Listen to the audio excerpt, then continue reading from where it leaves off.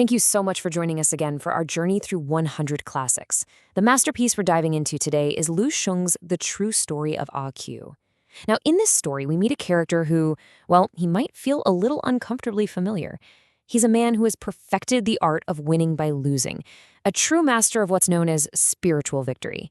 Today, we're going to break down how this one single tragic character became a symbol for an entire nation's crisis of identity. All right, so here's our game plan. First, we're going to dissect Ah Q's unique and troubling mindset. Then we'll uncover the author's incredible mission to awaken an entire nation with his writing. We'll step right into the chaotic history that shaped this story. Watch as Ah Q becomes a victim of a revolution he can't even begin to comprehend. And finally, we'll explore the story's powerful legacy and what it tells us about the true nature of change. So let's kick things off with the absolute core of the story. This bizarre psychological trick called spiritual victory. It's a defense mechanism, really, a way of coping with a harsh reality that, let's be honest, might hit a little too close to home. I mean, really think about that feeling. You know the one. That moment of pure self-deception where you take a clear, undeniable defeat and you twist it and turn it in your mind until it feels like a triumph. Well, this is the world our protagonist, Ah Q, lives in every single day. He isn't just dabbling in this art, he is its undisputed grandmaster. Okay, get this. This line. This is Ah Q's actual internal monologue, right after he's been beaten up and publicly humiliated. Now, instead of facing that shame, his brain does this incredible gymnastic flip. He instantly reframes it. He decides his attacker is like a son, which makes him the morally superior father. So in his mind, he just won. It's brilliant, and it's absolutely tragic. And this is his signature move. It's called the spiritual victory method, and it's a seriously powerful tool for survival, you know?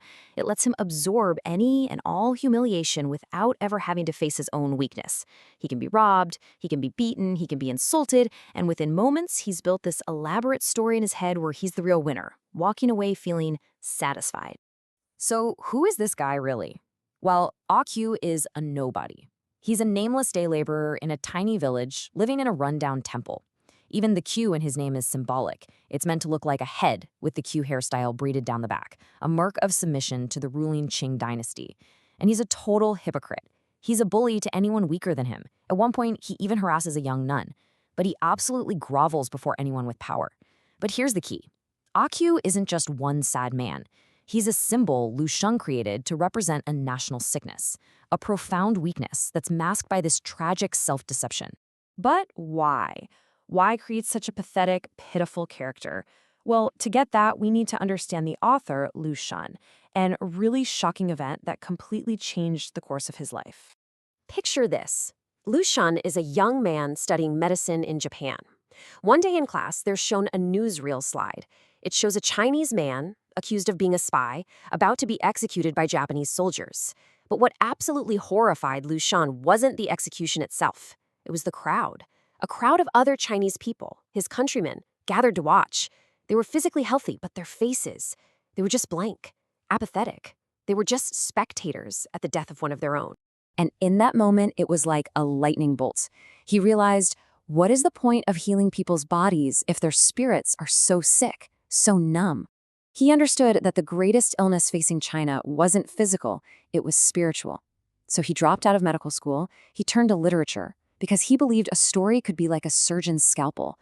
It could cut through the apathy and awaken the soul of a nation. And Ah Q was his prescription. Now, Ah Q's story doesn't happen in a bubble.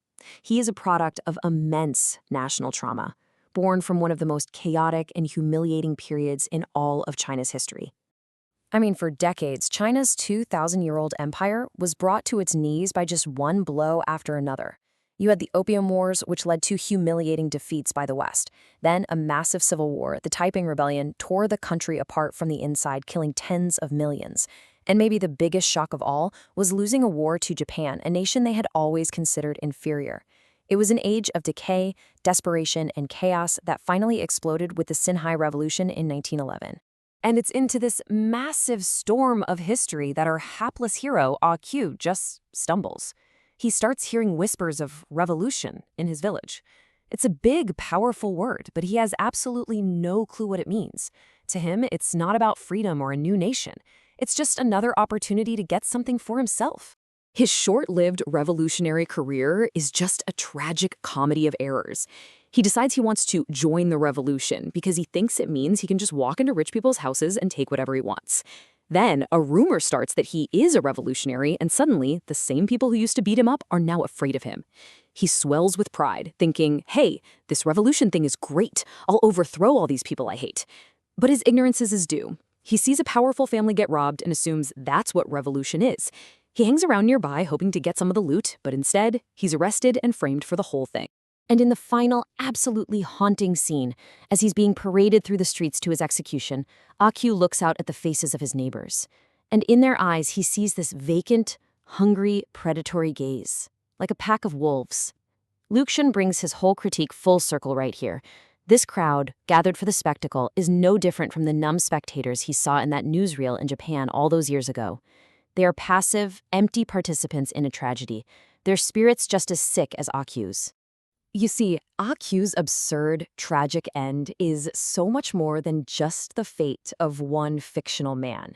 It's Lu Xun's powerful, enduring metaphor for the revolution's deepest, most profound failure. And here's the bottom line. The revolution succeeded in toppling a dynasty. It got rid of the emperor, changed the government, but it failed at its most important job, to change the people. The old mindset of being a powerless subject, it was never replaced with the consciousness of being a sovereign citizen. That spiritual victory mentality, that retreat into self-deception whenever things get tough, was completely untouched. And a nation of Aq's, Lu Xun is arguing, was just not ready for a real republic. And don't think for a second, this is just a story about China. As the French writer Romain Rolland pointed out, the character of Aq is universal.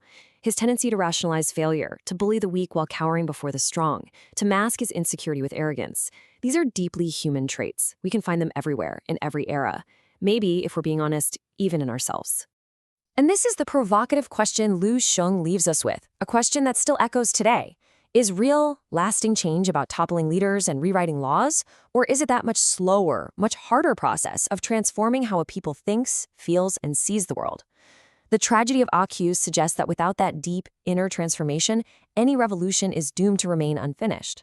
I'll be back next time with another insightful classic. See you again next time. Bye!